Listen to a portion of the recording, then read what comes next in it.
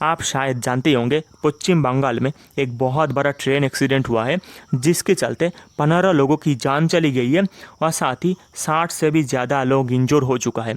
तो आप यहाँ पर सबसे बड़ा सवाल आती है कि आखिर इतना बड़ा ट्रेन एक्सीडेंट हुआ कैसे? क्या यहाँ पर सिग्नल सिस्टम सही तरीके से काम नहीं कर रहे थे और क्या लोको पायलट की ही कुछ गलतियाँ थी जिसकी वजह से इतने सारे लोगों की जान चली गई है? और क्या यहाँ पर कवच सिस्टम नहीं थे जिसके जरिए ट्रेन को पहले से ही रोका जा सकता था? आज हम इसके बारे में बात करेंगे। सबसे पहले मैं आपको बता देता हूँ दरअसल यहाँ पर ट्रेन एक्सीडेंट हुआ कैसे। देखो यहाँ पर 2 स्टेशन है, रंगपनी रेलवे स्टेशन और 78 जंक्शन। इन 2 ट्रेन स्टेशन के बीच जो ऑटोमेटिक सिग्नल सिस्टम है वो सुबह 6 बजे से ही डिफेक्टिव हो जाती है, मतलब सही तरीके से काम नहीं कर रहे थे। और जब कांचनजंगा एक्सप्रेस इस लाइन से जा रहा था तभी सिग्नल को डिफेक्टिव देखते हुए वहाँ पर ही रुक जाती है, क्योंकि सिग्नल को क्रॉस करने के लिए उनको स्टेशन मास्टर की परमिशन चाहिए थी। और इसी बीच क्या होता है, पीछे से एक मालगाड़ी बहुत ही तेज़ी से आकर कांचनजंगा को हिट करती है, जिसकी वजह से कांचनजंगा की कोस इधर उधर गिर जाती है और ये एक कोस मालगाड़ी के ऊपर आ जाती है।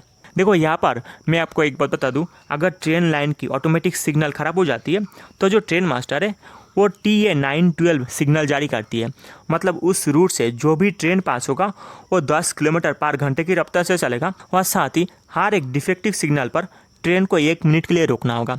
लेकिन मैं आपको बता दूं, जो कांचनजंगा ट्रेन है वो तो इस रूल को फॉलो कर रही थी, लेकिन पीछे से जो मालगाड़ी आ रहा था वो इस रूल को फॉलो नहीं किया, जिसकी वजह से इतना बड़ा हादसा हो गया है। तो यहाँ पर सवाल आता है कि आखिर क्यों मालगाड़ी की ड्राइवर और लोको पायलट इस रूल का फॉलो नहीं किया है।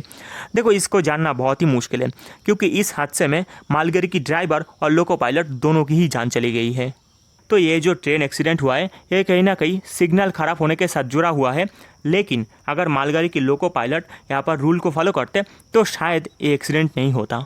अब यहाँ पर आपके मन में एक सवाल आएगा कि क्या यहाँ पर कवच सिस्टम नहीं था। देखो मैं आपको बता दूँ, अभी तक इस रूट में कवच सिस्टम को चालू नहीं किया गया है। यहाँ पर मैं आपको एक बात मेंशन कर दूँ जो जान के आप हैरान हो जाएंगे। भारत के अंदर अभी सिर्फ 1500 किलोमीटर पर कवच सिस्टम को चालू किया जा रहा है, जबकि भारत में total 1.3 lakh kilometre railway line है।